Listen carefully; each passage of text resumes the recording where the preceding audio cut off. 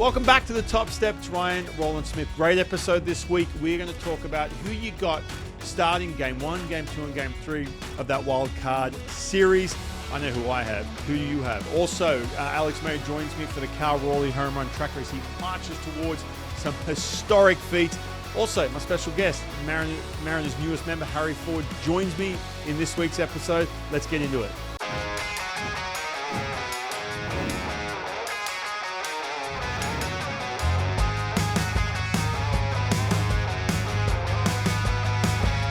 Welcome to the Top Step, presented by Warrior Injury Law. Injured, contact Attorney Rob. It is at 253-WARRIOR, battle tested. How's it going, mates? Welcome back to your Mariners weekly show, the Top Step. My name is Ryan Rowland-Smith. We've got a lot to get to. The Mariners are making that final push, clinging to that wild card spot, that last wild card spot as we speak. I'm going to ask you who your Game 1, Game 2, and Game 3 starters are going to be. Raleigh, home run tracker. Plus, we've got our special guest on this week's episode. Before we get into all that, make sure you go over to YouTube. If you're not watching on YouTube right now, at the Top Step TV, click the subscribe button. Go check out all the past episodes with all your favorite former and current Mariners who join me weekly on the show. Okay, so I pose this question to you. Who is your Game 1, Game 2, and Game 3 starters? That's what we're going to break down on this week's edition of Eyes on the M's, brought to you by King LASIK. Hey, mates, if you're ready for freedom from hassling with glasses and contacts, do what I did. Go to King LASIK. It's the best decision I ever made for my eyes. The procedure was easy, and it was over in under 15 minutes. Start with a free Zoom consult today, kinglasik.com. Okay, so the Mariners are clinging to that last playoff spot. And if it all started tomorrow, Seattle would be heading down to Houston to take on the Astros.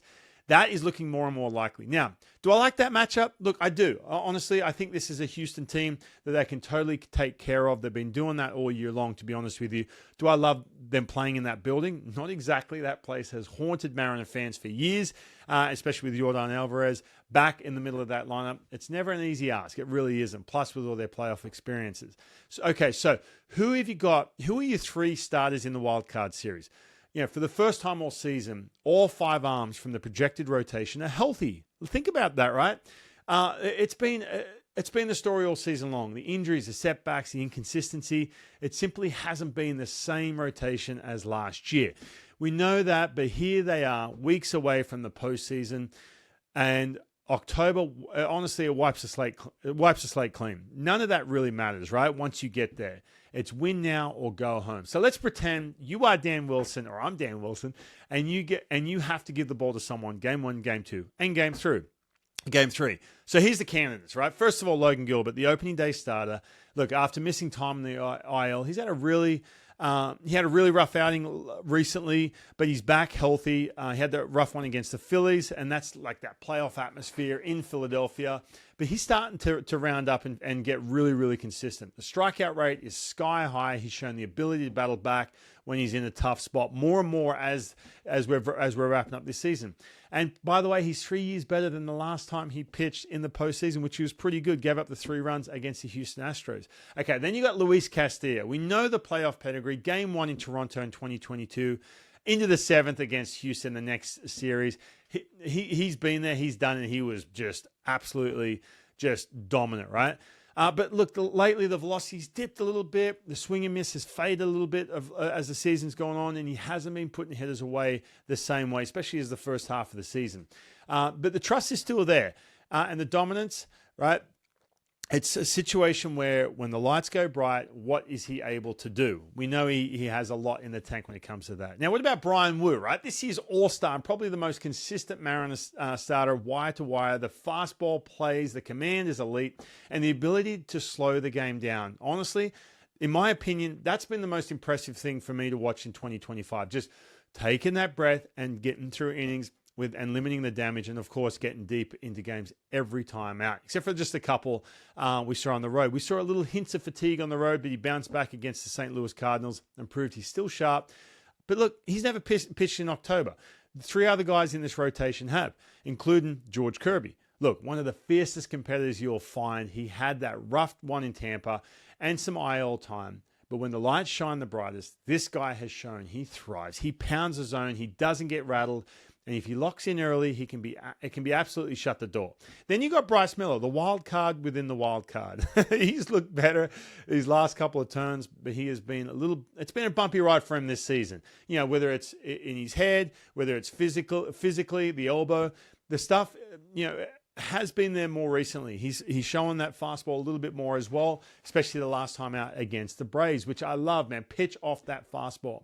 But do you hand the ball to him when the game's on the line with some of the limitations he's had this year? I don't know. All right, so this is my rotation choice.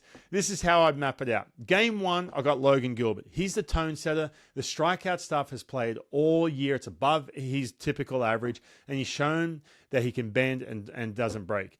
Right? When he gets in the jam, I want him emptying the tank in Game 1, setting the tone and giving the Mariners a chance to land the first punch. Game 2, all right, I'm going Brian Wu. Now, some of you might argue he deserves to be the Game 1 guy, right? And that's just not in-house, out. It doesn't matter. I get it. You'd look at him this season and say he's probably got Game 1.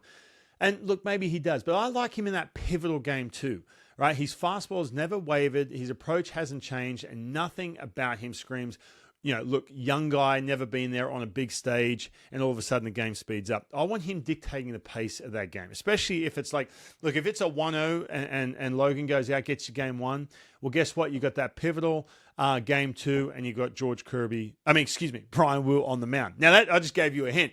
Game 3, this is the tough one, and I want to hear from you too. Who have you got Game 3? This is the toughest one to figure out. I got George Kirby. Now, this is where it gets tough, right? Because Castillo, he's got the experience. You know what he does in those big moments. Bryce Miller has shown the upside more and more lately. But Kirby's the guy I trust to just attack the zone from the very first pitch. If he gets rolling, it is over. If he scuffles, look, you got Luis Castillo ready to piggyback, or even Miller. It has that weapon in him too, where he can just empty the tank. But for me, I think Game 3, it's got to go to George Kirby. I don't know. That's just going off my gut feeling. So that's how I'd roll it out. I got Gilbert Game 1, Wu Game 2, Kirby Game 3. But look, this isn't cut and dry, and this is what makes it fun. So maybe you want Castillo in the postseason with that pedigree in there. Maybe you believe Wu should be absolutely Game 1. He deserves it. He's earned it. Maybe you're riding Miller's late season momentum. So you tell me, who have you got for your Game 1, 2, and 3? Your 3 starters in that wild card series, man. So much can happen so quick. We saw that last year against the Blue Jays. Let me know. Let me know over on social. If you're watching on YouTube, drop me a comment below. All right, that was Eyes on the M's, brought to you by King LASIK. Coming up, we have got Alex Mera joining me for the Cal Raleigh home run tracker. He is marching towards history. Stick around. Don't go anywhere. Wellness. How do you practice it easily every day? At Olympic Hot Tub, we have more ways to achieve total wellness at home than ever before. Immerse yourself and let jets melt stress away in a saltwater hot spring spa. Swim in the privacy of your own backyard in an endless pool swim spa. Retreat to cozy warmth and detox in an amazing Tilo sauna. Then awaken your mind and body with a cold plunge. You'll be saying, ah, in no time. Your path to wellness starts today at Olympic Hot Tub. Better you, better life. I'm attorney Rob Iddens, proud Marine Corps veteran and owner of Warrior Injury Law. We help all types of injury victims, like Ann, who broke her leg in a trip and fall accident. I had broken my femur and I was in horrific pain. We chose Warrior because they had a good reputation. I wasn't just a name, I was a person, and that makes a big difference. I'm just grateful that we had the settlement for my care. I'm very pleased. If you've been injured, call us at 253-WARRIOR. Warrior Injury Law. Battle tested. See life better with perfect, clear, natural vision from King LASIK. Being a former professional athlete, I still love staying active. From paddleboarding, snowboarding, even playing with the kids, everything was such a hassle dealing with glasses and contacts. I'm so grateful to Dr. King and King LASIK. It's amazing how much better I see life. I'm Dr. Joseph King. Let's free your eyes from the hassle of glasses and dirty contacts. Schedule your free consult at kinglasik.com. King LASIK. See life better. Welcome back to the Top Step. It's time for the Cal Raleigh Home Run Tracker, brought to you by Bob Oates Plumbing and Sewer. Big Dumper approved. Bob Oates is here for you. And joining me as Cal Raleigh stomps his way through history is Alex Mera. Alex, how are we doing? Yeah, thanks for having me. I remember we compared our guy Big Dumper to guys like Mike Piazza Yep. And I got some mean Instagram, some mean Twitter comments about it, and now we're in September and we're past Piazza, he's past bench, you know? It's unbelievable, man. I was the same way. I was putting some stuff out there on social, and we talked about it. Everyone's like, Piazza, what are you talking about? Yeah. Pump the brakes. Well, look at him, dude. He's keeping up that same pace. It has dipped a little bit in the second half, but we're talking now. He's around that mark, and as we're sitting here talking today, he's one behind Mickey Mantle in regards to switch hitters. And then he's moving on, and we know about some of the other numbers, as he's approaching too. But this is a perfect time to bring you onto the Cal Raleigh home run tracker, man. What do you got on this? The fact he's floating right now, and he will take out Mickey Mantle with the switch hitters. Yeah, going into play on Tuesday night, Cal's got a major league leading 53 home runs, and I like to look at his next 4 home runs as probably the biggest milestone home runs for his season thus far. 54 would tie Mantle for most by a switch hitter. 55 would set the new record. And then 56 would tie Ken Griffey Jr. for the Mariners record, which is just a crazy name to, put yourself next to. And then 57 would obviously set a Mariners record for most in a single season. But I think Cal's incredible 2025, in my opinion, AL MVP season has put him with names like Johnny Bench, Babe Ruth at times, Sammy Sosa, Mark McGwire, and Mickey Mantle. It's just crazy. Did Mickey Mantle, he hit the 54, he didn't, you mentioned before we came on, he didn't even lead his, team or lead the league? Yeah. Well, the 1961 Yankees famously, to this day, they're the only team to have multiple 50 home run guys. That's when Roger Maris passed Ruth, hit 61 home runs, and then he was passed later, 61 years later, by Aaron Judge. But Mantle hit his 54 in 61, didn't even lead the league, let alone his team. And then the Mick hit 52 home runs another season. So he's the only switch hitter with a 50 homer season before Cal. Hey, which one's the most impressive to you, right? Because, again, you dive into numbers better than anyone. If you don't follow Alex on social media, you're missing out because you post some amazing numbers and you do a great job, obviously, with PR and make my job a lot easier. What's the most impressive for you, right? So he's taken over Salvador Perez with the home runs. He's pushing up against Mickey Mantle in regards to switch hitters. He's pushing up against Ken Griffey Jr. in regards to the Mariners record. Which one for you stands out the most when you look at some of those names and some of the people he's knocked off?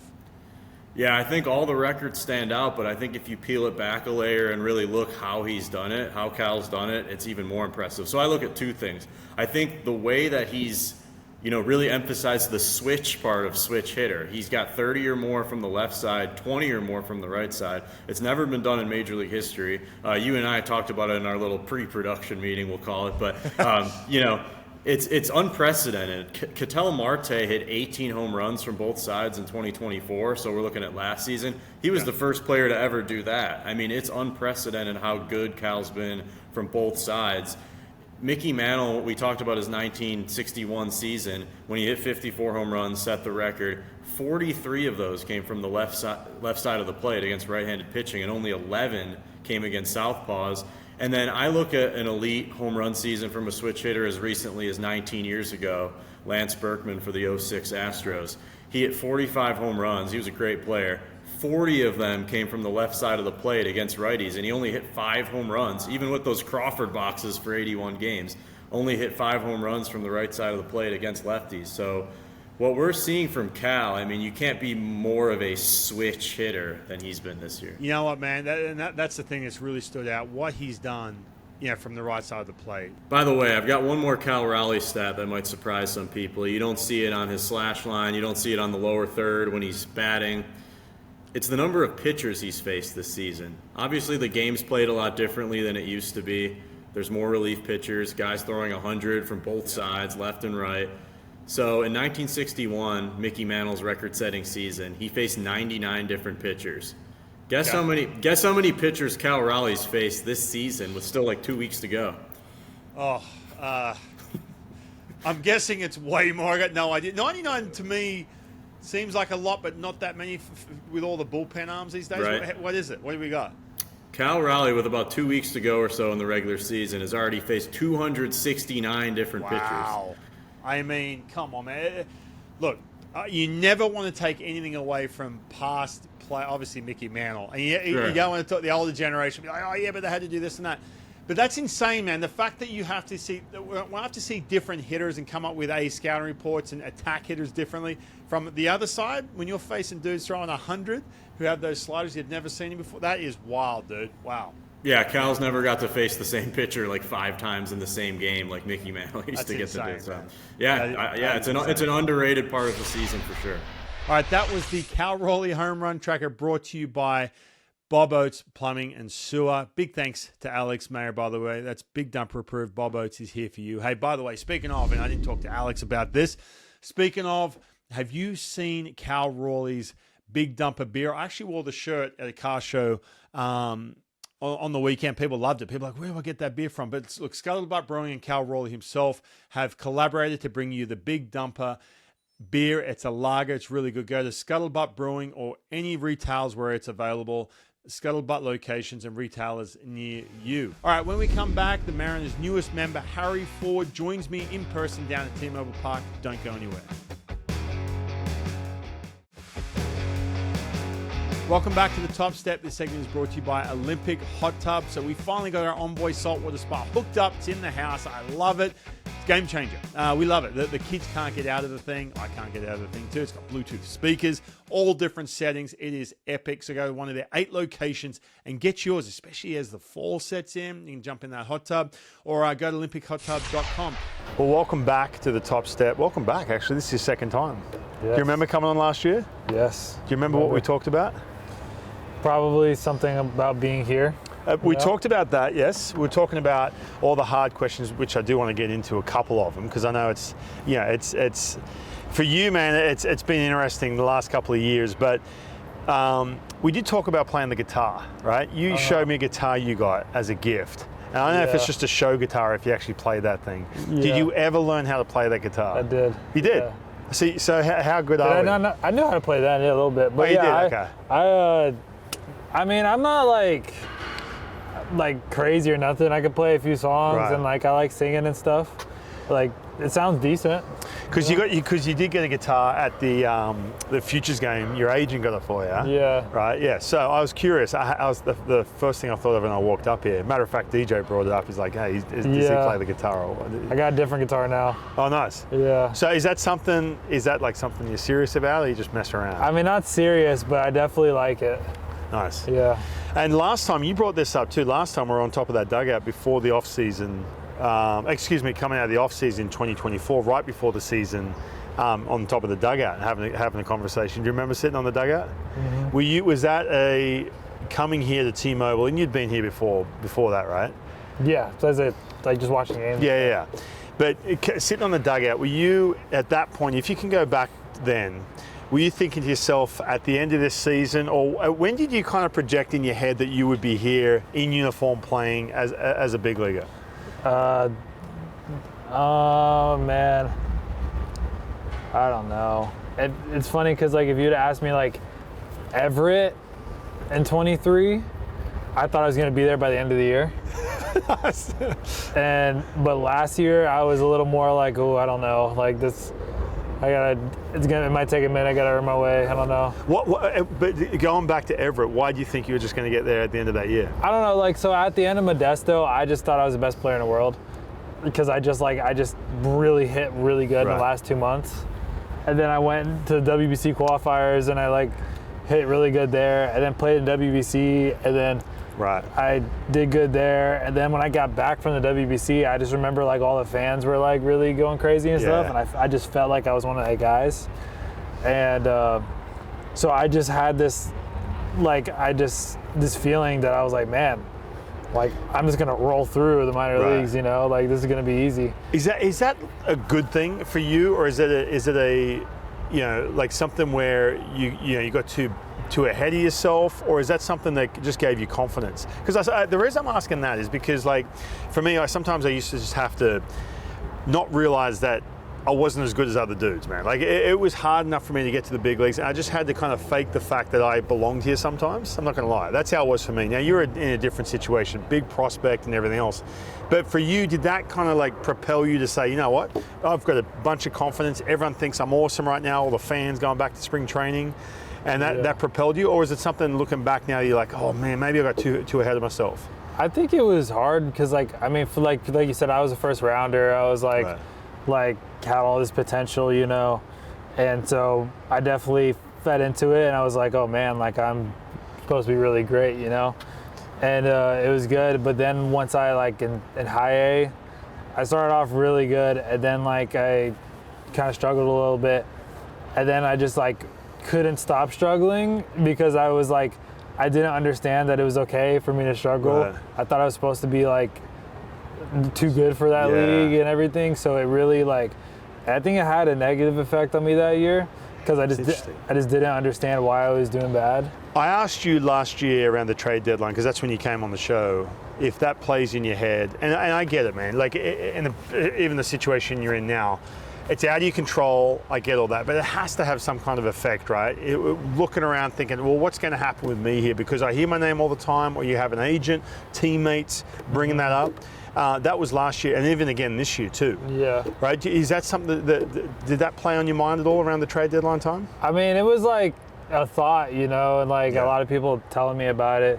Yeah, like it pops in your mind, you know, here and there. But I think for me, like I found peace in knowing that like it didn't matter what happened because I have a creator who has a plan for me, you know? Yeah. So it's not like if I get traded, it's not outside of God's plan for me. So like whatever happens, like I'm supposed to be where I'm supposed to be, whether it's this team or another team. I really, really want to be with this team. I mean, like I've come up through the system. I got drafted here. I've met some amazing people here, including yourself. And I don't want to leave here, you know? So like getting traded would have been a hard pill for me to swallow, you know, but I just trust and put my faith in the fact that, you know, that there's a God who has a plan for me, you know? What was there, I'm not going to say what was there a scenario that you heard or something, even going back to last year, it's like, oh yeah, you're going with this or you're going to this team or that team? Like, give it to me. What do you got? No, I actually really thought this was going to happen this year when Gino got traded here. So like literally like 10 minutes, like so like we're in Sugar Land, it's like the day of the trade line, like we're all like waiting for the last few minutes, you know, or like I think it's like not the day, the next day was the last day, but it was like we come in from the game and we're just like everyone's talking about trades all day, and then I love it, man. Everyone plays GM. Yeah. Everyone plays GM. Everyone thinks they're going here, and then so I sat down and my teammate Victor Labrada, he was looking at me. He was like, "Hey, did you hear about this?" And I was like, "What?" And he said, there's this reporter who's saying that me and you are getting traded to the Diamondbacks for Gino. And he was like, has anyone told you about this? And I was like, no, no one said anything. What do you mean? He's like, I don't know, but this is what they're telling me. And then like, I kid you, like 5 minutes later, someone's like, oh my gosh, you're not gonna believe it. And like, we're looking on TV's breaking news, Gino to the Mariners. And I was like, ain't no way. There's no way I just got traded. Like me and him were looking at each other. We're like, bro, we just got traded. And then we're like waiting to find out who they traded. And then we saw it was Locke and Burgos and BG. Not BG. BG was someone else. It was Burgos and Ashton. Izzy. And I was like, whoa. But like, heart really got racing. I was like, man, that could have actually happened, you know? See life better with perfect, clear, natural vision from King LASIK. Being a former professional athlete, I still love staying active. From paddleboarding, snowboarding, even playing with the kids, everything was such a hassle dealing with glasses and contacts. I'm so grateful to Dr. King and King LASIK. It's amazing how much better I see life. I'm Dr. Joseph King. Let's free your eyes from the hassle of glasses and dirty contacts. Schedule your free consult at kinglasik.com. King LASIK. See life better.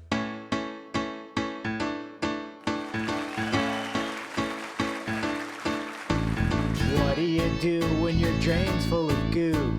Your toilet won't flush and you need to go poo. Leaky pipes flooding, yikes, don't be blue. Bob Oates is here for you. Hey guys, Cal Raleigh here. Don't let your plumbing turn into a comedy of errors. Next time, call Bob Oates, Seattle's trusted plumber.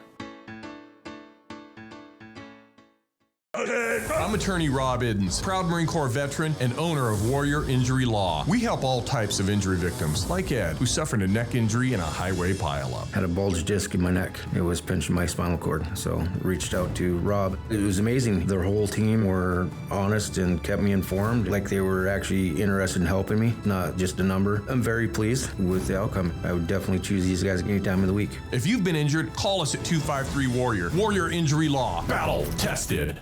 Wellness. How do you practice it easily every day? At Olympic Hot Tub, we have more ways to achieve total wellness at home than ever before. Immerse yourself and let jets melt stress away in a saltwater hot spring spa. Swim in the privacy of your own backyard in an endless pool swim spa. Retreat to cozy warmth and detox in an amazing Tilo sauna. Then awaken your mind and body with a cold plunge. You'll be saying, ah, in no time. Your path to wellness starts today at Olympic Hot Tub.